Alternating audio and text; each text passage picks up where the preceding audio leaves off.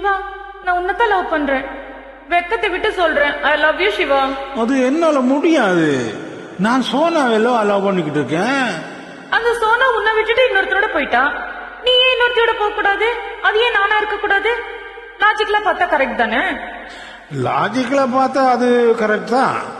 ஆனா ஏனோ என் மனசு அதுக்கு ஒத்துக்க மாட்டேங்குது.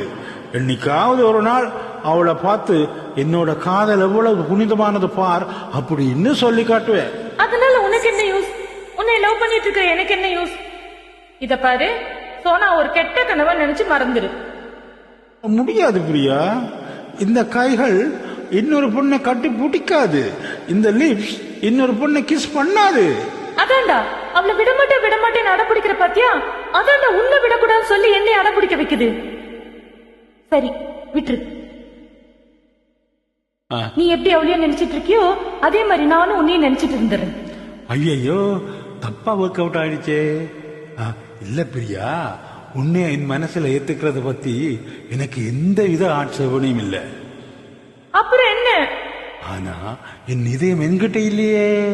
அப்படியெல்லாம் ஒண்ணும் கிடையாது. அவங்க இதயம் அவங்க கிட்டதான் இருக்கு. தொட்டு பாரு, சத்தம் கேட்கும். இல்ல பிரியா, இல்ல பிரியா, நான் என்ன சொல்ல வாரேன்னா, நீ ஒண்ணும் சொல்ல வேணாம். Just say I love you. Enough. I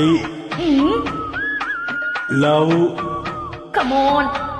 Love you. Yes.